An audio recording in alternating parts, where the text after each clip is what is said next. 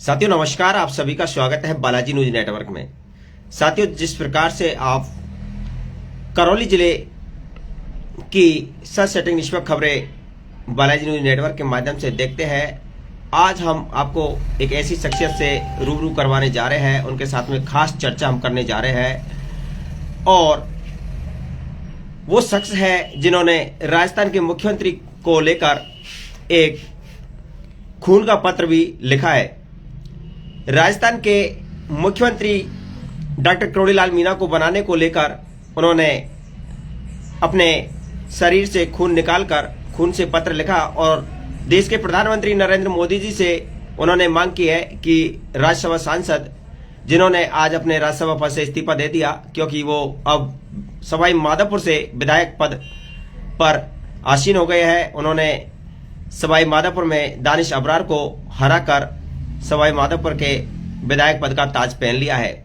मेरे साथ में खास चर्चा में शामिल है प्रताप जी, भाजपा नेता है। प्रताप पाकड़ सपोर्टरा की राजनीति को लेकर चर्चाओं में बने रहते हैं और पिछले 5 सालों में देखा गया है कि कांग्रेस सरकार में जिस प्रकार से इन्होंने कई मुद्दे उजागर किए, कई बार ये धरना प्रदर्शन पर बैठे। आज इन्होंने राज्यसभा सांसद डॉक्टर करोड़ीलाल मीणा को राजस्थान का मुख्यमंत्री बनाने को लेकर खून का पत्र लिखा है। मैं सीधी वार्ता करूंगा। पाकड़ जी, सबसे पहले आपका स्वागत है। नमस्कार साथियों।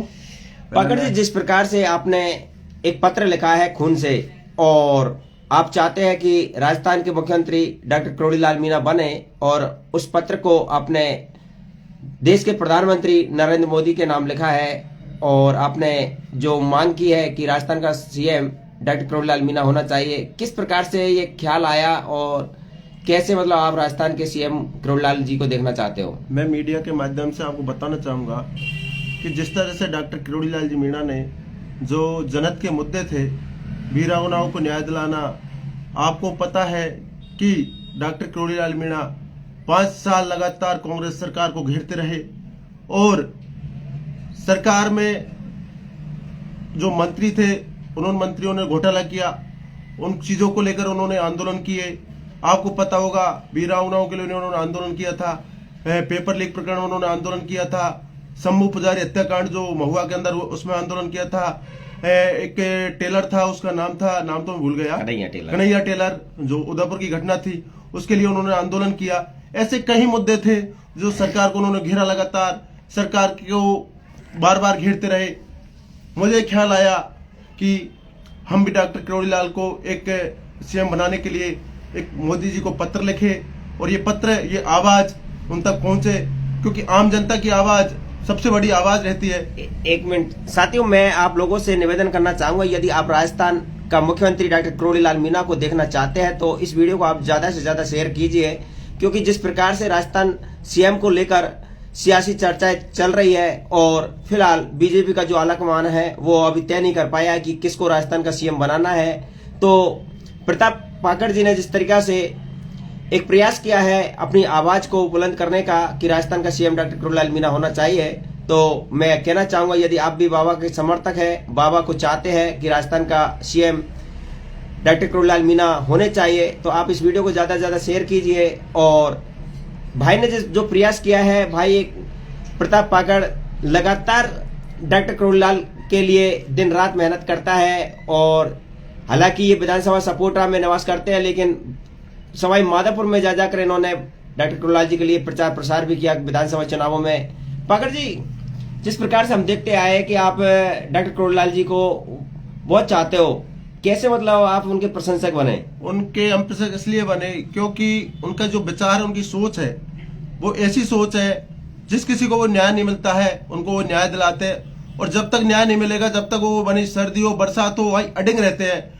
जिस चीज में उन्होंने अगर कोई चीज कदम उठा लिया उसको न्याय दिला के ही वो हटते हैं। मेरा उनसे व्यक्तिगत कोई वो नहीं है, पर इस तरह की मैं आपको भावना बताता हूँ कि सर्व समाज का वो एक लाडला है, सर्व समाज का हितैषी है, सर्व समाज की जनता का वो प्यारा है। मैं इसलिए ये पत्र मैंने लिखा और मेरे उसमें आया कि मैं भी एक पत्र लिखूं मोदी जी के नाम और जो जनता की आवाज बने और जनता की जो भावना थी उस भावनाओं को हम भी आगे तक पहुंचाए कि लगातार ऐसी लोग सोशल मीडिया पर पोस्ट करें जिससे प्रधानमंत्री तक ये आवाज जाए और आवाज जिस तरह से डॉक्टर किरोड़ी लाल जी ने आंदोलन की है, जनहित के मुद्दे देख लो, कैसे भी मुद्दे देख लो, और लगातार वो मुद्दे इस तरह घेरे सरकार को। 5 साल में उन्होंने, जो आपको पता है जिस तरह से क्या नाम है, जो मंत्री ने कई तरह के घोटाले किए, आपको पता होगा। राजसर प्लाजा के अंदर अभी उन्होंने एक आंदोलन किया, उसमें सोना निकला, पैसे निकले। इस तरह की कई ऐसी घटनाएं जो सरकार को लगातार घेरा है। पेपर लीक की घटना को लेकर भी राज्यसभा सांसद डॉक्टर किरोड़ीलाल जी लगातार कांग्रेस सरकार पर हमलावर होते रहे। पकड़ जी, एक बात कहना चाहूंगा कि डॉक्टर साहब सर्व समाज के लिए काम करते हैं, ये बात तो मैंने बेखूबी देखा है और आप भी देखते आए हो, लेकिन आपको लगता है कि राजस्थान का सीएम डॉक्टर किरोड़ीलाल मीणा को बीजेपी पार्टी के आला कमान नेता बना पाएंगे? हमने सिर्फ मांग की है, अब ये तो ऊपर केंद्रीय नेतृत्व क्या फैसला करता है, क्या नहीं करता, पार्टी नेतृत्व क्या फैसला लेता है, क्या नहीं लेता। हम सिर्फ मांग कर सकते हैं, और मांग जनता सब अगर मांग उठाए तो मांग सबसे बड़ी मांग होती है। और जो डॉक्टर किरोड़ी जी ने काम किया, वाकई एक काबिल तारीफ काम किया है, इसलिए हमने मांग उठाई है। ये तो प्रधानमंत्री जी का वो है, क्या करते क्या नहीं करते, ये राष्ट्रीय नेतृत्व का मामला है। तो ये थे आज हमारे साथ में प्रताप पाकड़ जी। इन्होंने अपने खून से एक पत्र लिखा, पत्र वायरल भी हुआ है और अब वो टीवी जगत की सुर्खियां भी बटोरता जा रहा है। जिस तरीके से करौली जिले की विधानसभा सपोटरा, जहां से बीजेपी ने 15 साल के बाद में कमल खिलाया है। चलिए पाकड़ जी, बात कर लेते कमल। राजस्थान की जो सपोटरा विधानसभा है, पिछले 15 सालों से कांग्रेस का राज था यहाँ पर और कमल खिल नहीं पा रहा था, लेकिन इस बार आपने कमल को यहाँ पर खिलाया है। जी भाई साहब, मैं आपसे कहना चाहूंगा, यह कांग्रेस का लगातार 15 साल से विधायक है, और पहले वो बसपा में थे, बसपा से जीत के जो कांग्रेस में हो गए शामिल, इसके बाद कांग्रेस से टिकट लिया, इसके बाद क्या नाम है, पंचायत राज मंत्री बने, इसके बाद वो पंचायत राज, वर्तमान में पंचायत राज मंत्री थे, जो अभी कार्यकाल उसका पूरा हुआ है। तो ये कार्यकाल ऐसा कार्यकाल रहा, उनको इतनी बड़ी जिम्मेदारी थी, सपोटरा के अंदर उन्होंने कोई काम नहीं करवाया। अगर काम करवाया उन्होंने तो सिर्फ उनके क्षेत्र जो मंडरायल है, उनका घर है, घर के अंदर करवाया। मंडरायल में व्यक्तिगत लोग कहते हैं मंडरायल में उन्होंने काम कर दिया, मैं खुद देख के आया हूं।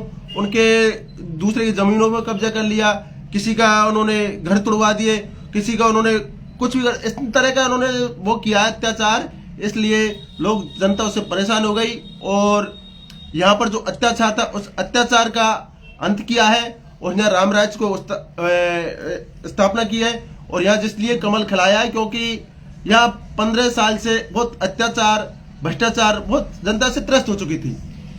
अब कमल भी खिल गया, आपके विधायक भी बन गए और जनता को आशा भी है कि शायद जिस उम्मीद को लेकर जनता ने वोट किया है, तो क्या वो काम रहेंगे जिनको लेकर आप सबसे पहले जनता को एक सौगात देना चाहोगे? बिल्कुल भाई साहब, जनता को हम समानता के साथ काम करेंगे, और जो पहली प्रायोरिटी होगी, हॉस्पिटल देख लीजिए, शिक्षा देख लीजिए, चिकित्सा देख लीजिए, और सब तरह की ऐसी समस्या है, उस समस्याओं को पूरा निपटारा करेंगे।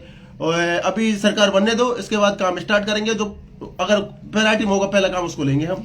देखिए, सपोटरा कस्बे के लोगों से जब मेरी बात होती है तो वो एक मांग करते हैं कि सपोटरा से जयपुर चलने वाली रोडवेज थी, वो पहले चलती थी, बाद में वो बंद हो गई, और वो कई बार उन्होंने मांग भी उठाई थी जब कांग्रेस के विधायक रमेश जी थे, लेकिन वो चालू नहीं करवा पाए।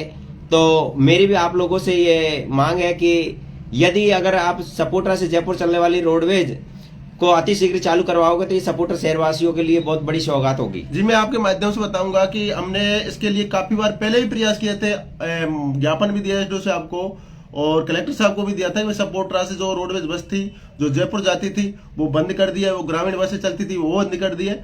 मैं आपसे कहना चाहूंगा मीडिया के माध्यम से कि हम इनको चालू करवाएंगे पहले, क्योंकि यहाँ पर जो क्षेत्रीय विधायक थे वो देशता का भाव रखते थे, हम जो मुद्दा उठाते थे उनको प्रायोरिटी भी नहीं लेते थे। हम अब काम करेंगे मिलके, सब मिलके काम करेंगे, और बस को जो सुचारू रूप से चालू करवाएंगे, जो ग्रामीण थी उनको भी चालू करवाएंगे।